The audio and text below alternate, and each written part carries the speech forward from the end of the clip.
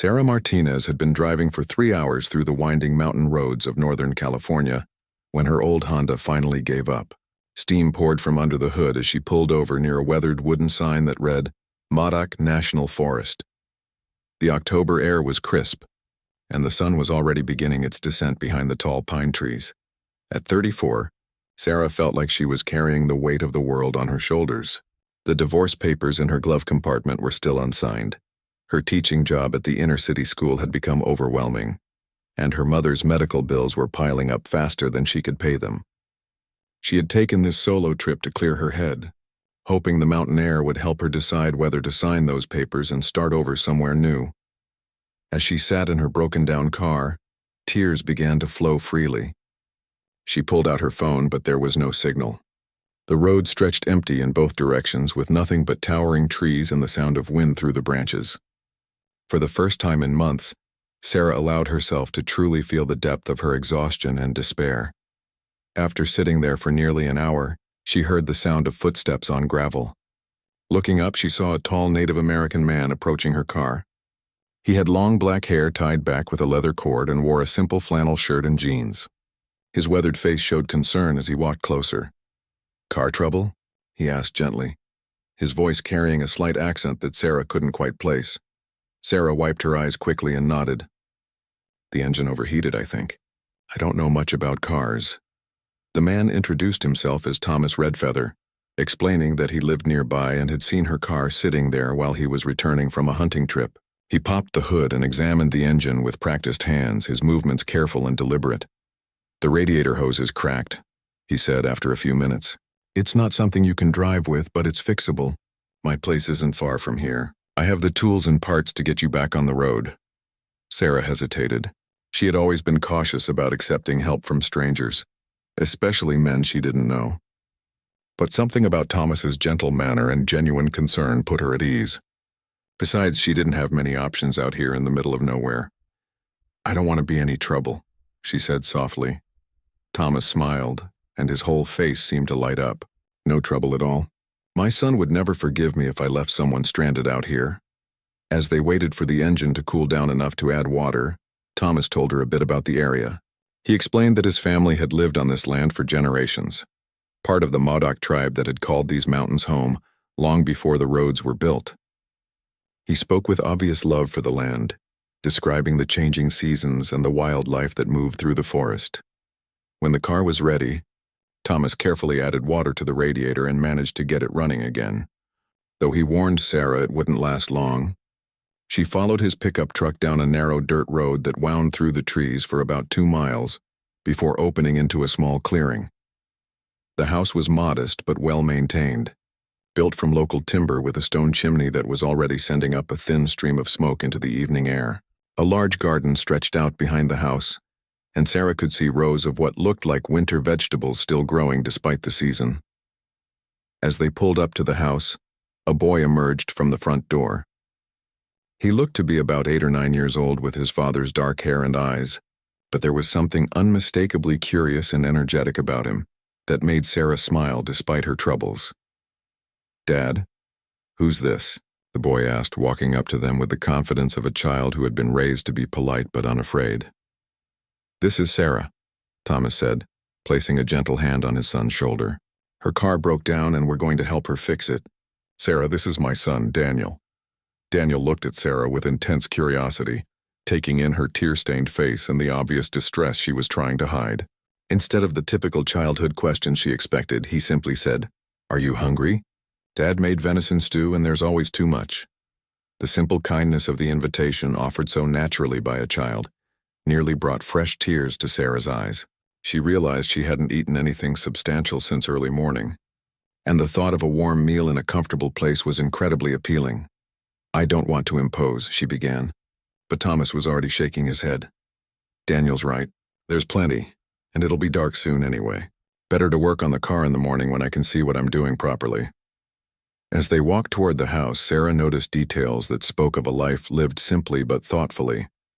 Wind chimes made from what looked like deer antler hung from the porch, creating soft music in the evening breeze.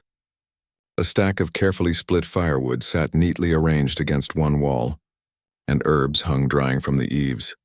Inside, the house was warm and inviting, with handmade furniture and Native American artwork on the walls. The kitchen smelled incredible, filled with the rich aroma of the promised stew simmering on an old wood-burning stove. As Thomas ladled the steaming food into bowls, Sarah found herself relaxing for the first time in weeks. There was something about this place, about these people, that made her feel safe in a way she had almost forgotten was possible. She didn't know it yet, but this unexpected detour was about to change her life in ways she could never have imagined. The venison stew was unlike anything Sarah had ever tasted. Rich and hearty, seasoned with herbs she couldn't identify, but that seemed to warm her from the inside out. As they ate by lamplight at the simple wooden table, Daniel chattered excitedly about his day at school, his upcoming archery competition, and a hawk he had been watching build its nest near their property. "Daniel is quite the archer," Thomas said with obvious pride. "He's been practicing with a traditional bow since he was 5. Made it himself last year." Daniel's eyes lit up. "Would you like to see it? I carved it from yew wood that Dad helped me find. It took 3 months to get it just right." Before Sarah could answer, the boy had jumped up and disappeared into another room, returning moments later with a beautifully crafted wooden bow. It was smaller than what Sarah might have expected for hunting, perfectly sized for Daniel's young hands, but the workmanship was exquisite. "This is incredible," Sarah said, running her fingers along the smooth wood. "You really made this yourself?" Daniel beamed with pride. "Dad taught me how. He learned from his grandfather, who learned from his grandfather.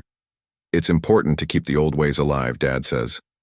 As the evening progressed, Sarah found herself drawn into their easy conversation. Thomas told stories about growing up on the reservation, about his grandmother who had been one of the last native speakers of their tribal language, and about his work as a forest ranger that allowed him to protect the land his ancestors had walked. When Daniel mentioned that his mother had died when he was 4, Sarah's heart ached for both father and son. Thomas spoke of his late wife with obvious love and respect, explaining how she had been a teacher on the reservation and had instilled in Daniel a love of learning that continued to drive him. "She always said education was the bridge between honoring our past and building our future," Thomas said softly. Daniel carries that with him every day. As the fire crackled in the stone fireplace and the conversation flowed, Sarah realized she had barely thought about her own problems for hours.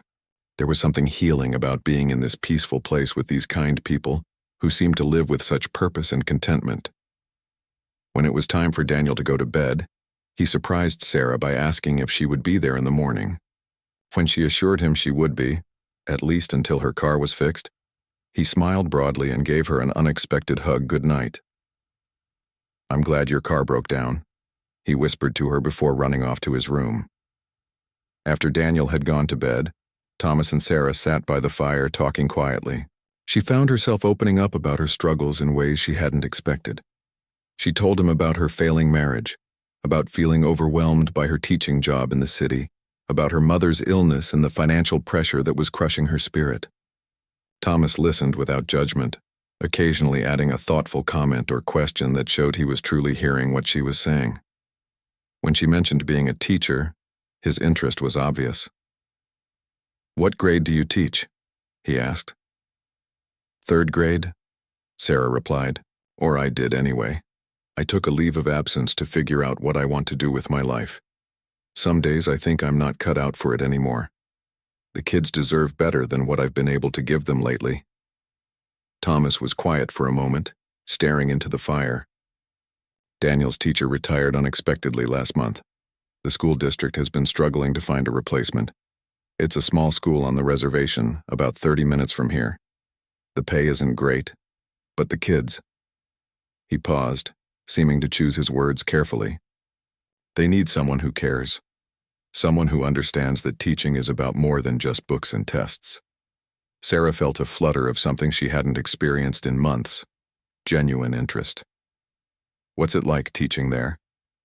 "Different from the city, I imagine. Smaller classes, less bureaucracy, but also less resources. The kids are eager to learn, though. They come from families that value education, but often struggle with poverty. They need teachers who see their potential, not just their challenges." As Thomas spoke about the school and the community, Sarah found herself genuinely curious for the first time in months. There was something appealing about the idea of teaching in a place where she might actually make a difference, where the pace of life allowed for real connections with students and families. They talked until late into the evening, sharing stories about their childhoods, their dreams, and their disappointments. Sarah learned that Thomas had been married to his high school sweetheart, Maria, who had died in a car accident 4 years earlier.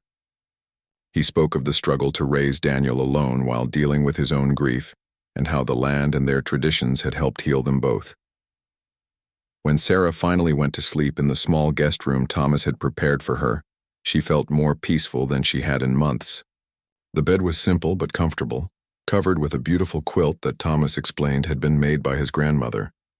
Through the window she could hear the night sounds of the forest, owls calling to each other, and the distant howl of coyotes.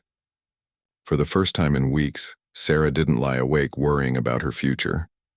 Instead, she found herself thinking about Daniel's enthusiasm for learning, about Thomas's quiet strength and wisdom, and about the possibility that maybe, just maybe, she had found something she didn't even know she was looking for.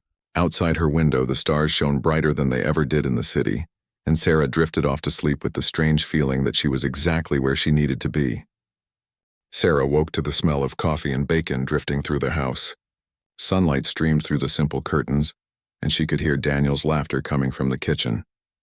For a moment, she couldn't remember where she was, and then the events of the previous day came flooding back. When she joined Thomas and Daniel for breakfast, she was struck again by how natural their morning routine seemed. Daniel was helping his father pack lunches while chattering about a math test he had that day, and Thomas moved around the kitchen with the easy efficiency of someone who had been managing a household alone for years. "Sleep well?" Thomas asked, pouring her a cup of coffee from an old metal pot. "Better than I have in months," Sarah admitted, and she meant it. There was something about the quiet of this place that had allowed her mind to truly rest. After breakfast, Thomas kept his promise to look at her car. Daniel watched eagerly as his father diagnosed the problem more thoroughly in the daylight. The radiator hose was indeed cracked, but there were also issues with the water pump that would require parts from town. "I can fix it," Thomas said, wiping his hands on an old rag, "but I'll need to drive into Alturas to get the parts. That's about an hour each way, plus the time to find what we need. You're welcome to wait here, or you can come with us if you'd like to see the town." Sarah chose to go with them, partly because she was curious about the area, and partly because she wasn't ready to leave Daniel and Thomas's company. The drive to Alturas took them through some of the most beautiful scenery Sarah had ever seen. Rolling hills covered with sagebrush gave way to distant mountains, and the October sky was so clear and blue it almost hurt to look at. Daniel kept up a steady stream of conversation from the back seat, pointing out landmarks and telling stories about the area. He showed her where his great-great-grandfather had hunted deer, where the tribe used to gather for ceremonies, and where he and his father went fishing in the summer. In Alturas, they stopped at a small auto parts store where Thomas was obviously well known. The elderly man behind the counter greeted him warmly and asked about Daniel's progress in school. As Thomas explained what he needed for Sarah's car, she found herself watching the easy way he interacted with people, the respect that was clearly mutual between him and the other customers who came and went. While Thomas sorted out the car parts, Daniel asked if they could walk down to the small park nearby. As they strolled along the tree-lined paths, Daniel picked up a few smooth stones and demonstrated his skill at skipping them across a small pond. "My dad taught me that too," he said proudly. "He says every skill is worth learning if you approach it with respect." "Your father seems to know a lot about many things," Sarah observed. Daniel nodded seriously. "He had to learn a lot when my mom died. He says she was the one who knew about cooking and keeping house and helping me with homework, but he figured it out because he loves me." The simple truth of that statement hit Sarah harder than she expected. Here was a man who had faced tragedy and risen to meet the challenge of raising his son alone, learning new skills and adapting his life out of love. It was so different from her own experience with her husband, who had seemed to retreat further into himself whenever life presented difficulties. When they returned to the auto parts store, Thomas had everything he needed. On the drive back to the house, Daniel fell asleep in the back seat, and Sarah found herself in comfortable conversation with Thomas about his work as a forest ranger. It's not just about protecting the trees, he explained as they drove through a particularly beautiful stretch of forest. It's about understanding the whole ecosystem. Everything is connected. The plants, the animals, the water, the soil. When you damage one part, it affects everything else. Sarah found herself thinking about her own life in those terms. How had she let one part of her life, her marriage, poison everything else? Her job, her relationships with friends, even her relationship with herself had all suffered because she had been trying to hold together something that was fundamentally broken. Back at the house, Thomas set to work on her car while Daniel did his homework at the kitchen table. Sarah offered to help with the homework, and soon found herself completely absorbed in helping the boy work through a challenging math problem. His quick mind and eagerness to learn reminded her of why she had become a teacher in the first place. As the afternoon progressed, Daniel finished his homework and asked if Sarah would like to see his archery practice. In the backyard, he had set up a simple target made from a hay bale with paper circles attached to it. With serious concentration, he strung his handmade bow and began shooting arrows with impressive accuracy for someone his age. Dad says archery teaches you about focus and patience, Daniel explained as he retrieved his arrows. You have to be very still inside your mind and you have to trust yourself. Sarah watched him shoot several more rounds, marveling at his concentration and skill. When he offered to teach her, she hesitated at first, but his enthusiasm was infectious. Under his patient instruction, she learned to hold the bow properly, to draw the string back steadily, and to aim with both her eyes and her instincts. Her first few attempts were wildly off target, but Daniel encouraged her with the same patience his father might have shown. Don't worry about hitting the center, he said. Just focus on doing everything the same way each time. The accuracy will come. When she finally managed to hit the target, even near the outer edge, Daniel cheered as if she had won an Olympic medal. Thomas, hearing the celebration from where he was working on her car, came over to see what the excitement was about. His smile when he saw Sarah holding the bow and looking pleased with herself was warm and approving. She's a natural, Daniel announced proudly. Look, she hit the target 3 times. As the sun began to set and Thomas declared her car officially repaired, Sarah realized that she didn't want to leave. The thought of returning to her empty apartment, to the unsigned divorce papers and the overwhelming decisions waiting for her, felt suddenly unbearable. The car should run fine now, Thomas said, closing the hood. But it's getting late. You're welcome to stay another night and get an early start in the morning. Sarah accepted the invitation gratefully, though she couldn't quite shake the feeling that she was delaying something inevitable. That evening, as they shared another simple but delicious meal and Daniel told her more about his school and his friends, she found herself wondering what it would be like to be part of a family like this, to live a life guided by such clear values and genuine affection. That night, Sarah lay awake staring at the ceiling, Daniel's words echoing in her mind. The boy's innocent directness had cut straight through all the complicated emotions she had been struggling with, and laid bare a truth she hadn't been ready to acknowledge. She was falling in love with this place, with this life, and with this family that had welcomed her so completely. The next morning, Thomas was quiet over breakfast, clearly embarrassed by his son's boldness the night before. After Daniel left for school, he finally addressed what had happened. I apologize for Daniel's questions last night, he said, not quite meeting her eyes. He's still learning about boundaries, and sometimes he speaks without thinking about how his words might affect others. Sarah set down her coffee cup and looked directly at him. Thomas, don't apologize for him. He was being honest about something that I think we've both been feeling but haven't known how to talk about. Thomas looked up, surprise evident in his expression. Sarah, I don't want you to feel pressured or uncomfortable. You came here because your car broke down, not because you were looking for complications in your life. What if I was looking for something, though? Sarah said softly. What if I just didn't know it until I found it? They talked for hours that morning, honestly and openly about their feelings, their fears, and their hopes. Thomas spoke about his guilt over being attracted to another woman, about his worry that he was betraying Maria's memory. Sarah shared her confusion about her marriage, her fear of making another mistake, and her amazement at how natural it felt to be part of their daily life. Maria always said that love isn't something you ration, Thomas said finally. She said love multiplies when you share it, it doesn't divide. I think she would want Daniel and me to be happy, to find love again if we were blessed enough to have that opportunity. Over the following days, Sarah found herself settling into their routine with an ease that surprised her. She helped Daniel with his homework, learned to cook some of Thomas's traditional recipes, and even began helping with the household chores that needed doing. More importantly, she called Helen Crowfeather and asked if she could observe some classes at the school. Spending time in the classrooms confirmed what Sarah had begun to suspect. This was where she belonged. The children were eager, intelligent, and responsive to her presence. She found herself naturally adapting her teaching style to incorporate elements of their culture and traditions, something that felt both challenging and deeply satisfying.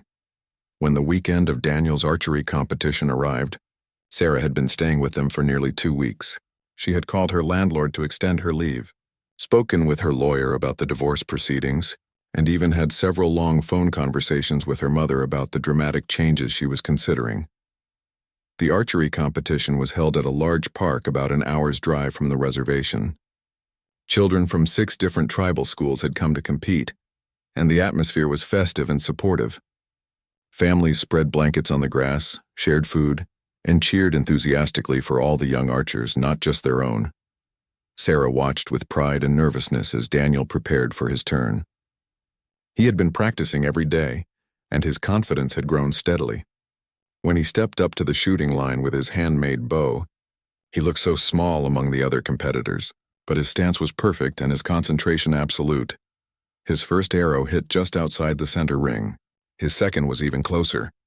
When his third arrow found the bullseye, Sarah found herself cheering as loudly as any parent in the crowd.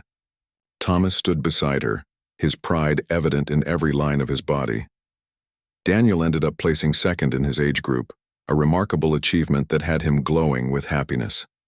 As they drove home with his silver medal displayed prominently on the dashboard, he chattered excitedly about next year's competition and the improvements he wanted to make to his technique.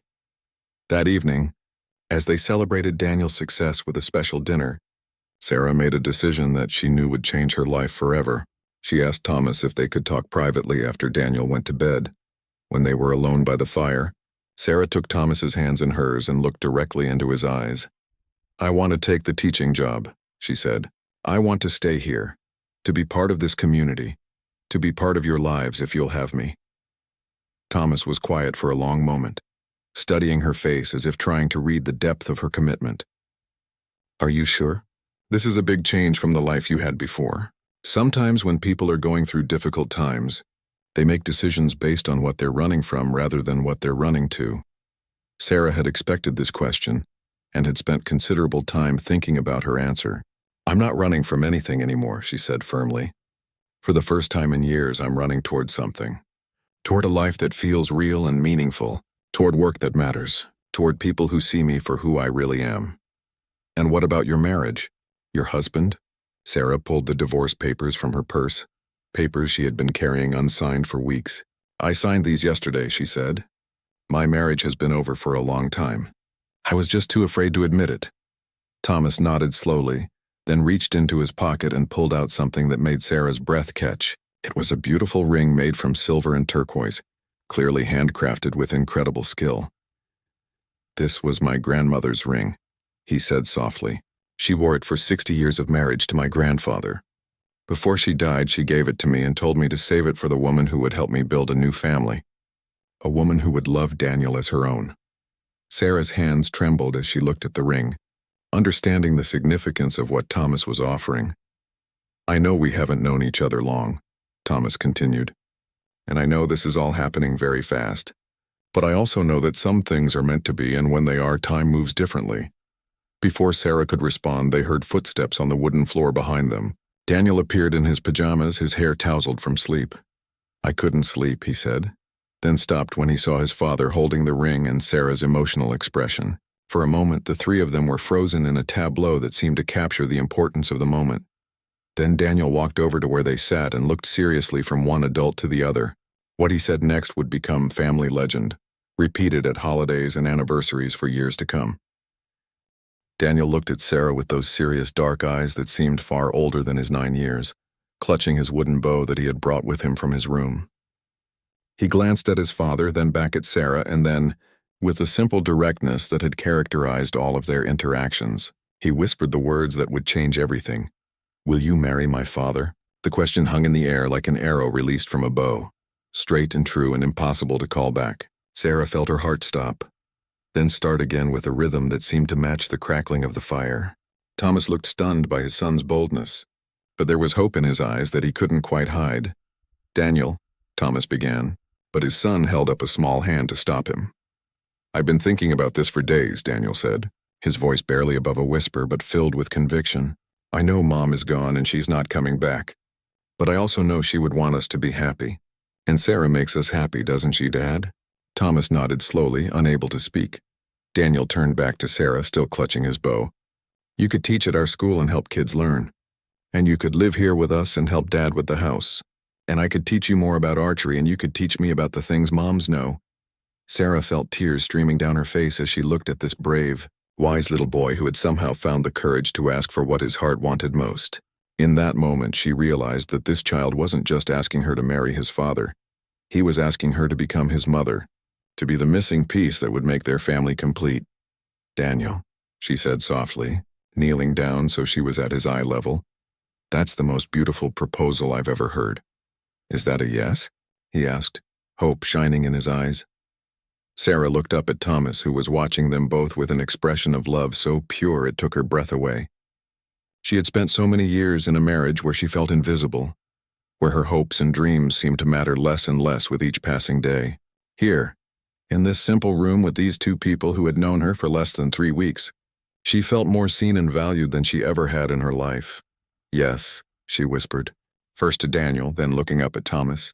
"Yes, I'll marry your father." Daniel let out a whoop of joy that probably woke half the forest, dropping his bow and throwing his arms around Sarah in a hug so tight she could barely breathe. Over his shoulder, she saw Thomas wiping tears from his own eyes as he reached for them both, enveloping them in an embrace that felt like coming home. The wedding took place 6 months later, in the spring when the mountain meadows were covered with wildflowers.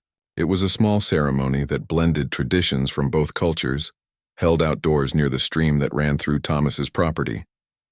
Sarah's mother had made the journey from California and wept throughout the entire ceremony, not from sadness but from joy at seeing her daughter so obviously happy and loved. Helen Crow Feather had officiated, speaking about the importance of family and community, about how love creates bridges between different worlds. Daniel had served as his father's best man, standing tall and proud in a shirt his grandmother had made, the silver medal from his archery competition pinned to his chest.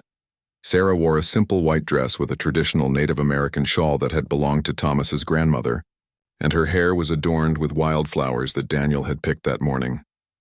When Thomas placed his grandmother's turquoise ring on her finger, she felt the weight of history and the promise of the future in that single gesture.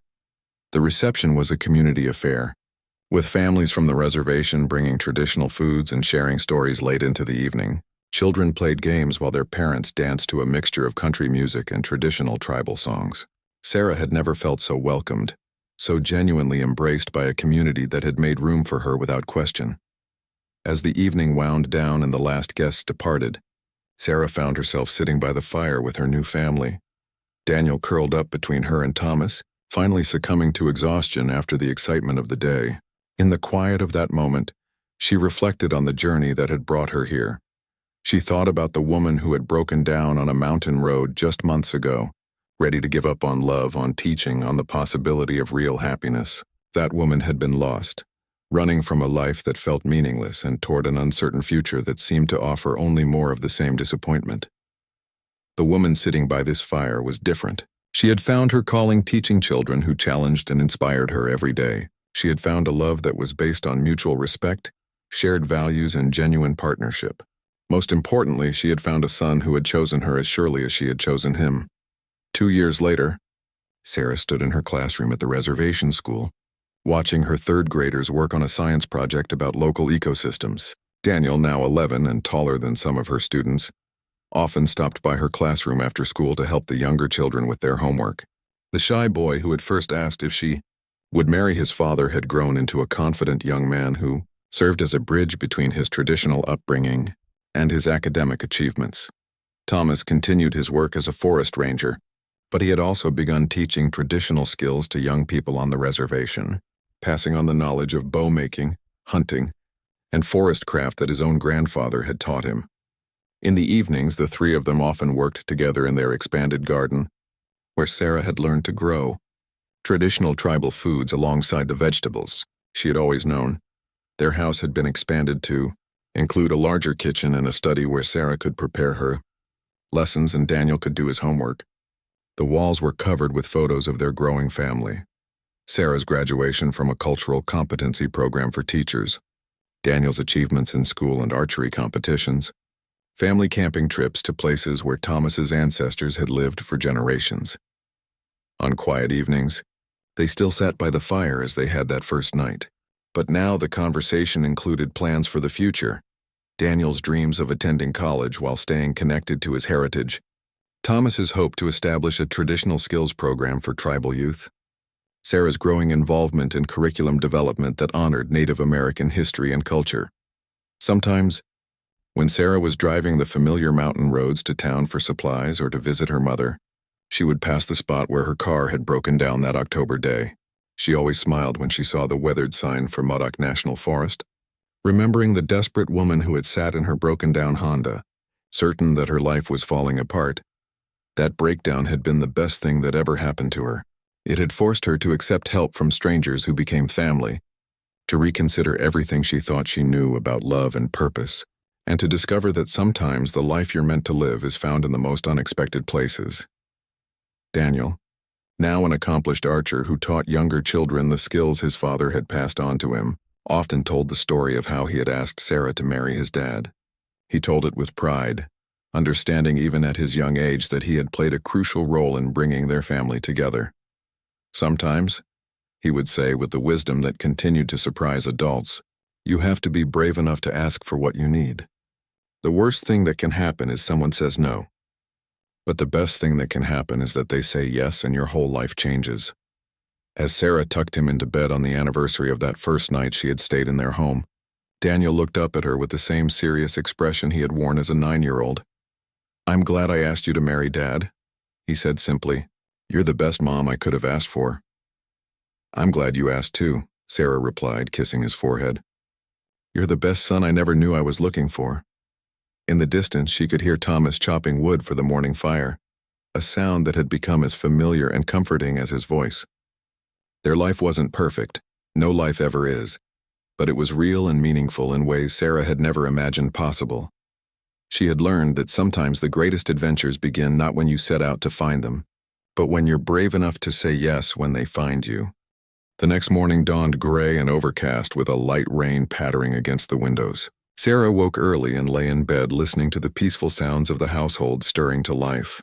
She could hear Thomas moving quietly around the kitchen, the gentle murmur of father and son talking over breakfast, and the sound of Daniel gathering his school things. When she finally emerged from the guest room, she found Thomas sitting alone at the table with a cup of coffee, reading what appeared to be a report of some kind. Daniel had already left for school, catching the bus at the end of their long driveway. "Coffee?" Thomas offered, and Sarah nodded gratefully. As they sat together in the comfortable quiet of the morning, Sarah found herself reluctant to bring up the subject of leaving. Her car was fixed. She had no real reason to stay, and yet the thought of returning to her old life felt like stepping back into a prison she had just escaped. "The teaching position I mentioned," Thomas said suddenly, as if reading her thoughts.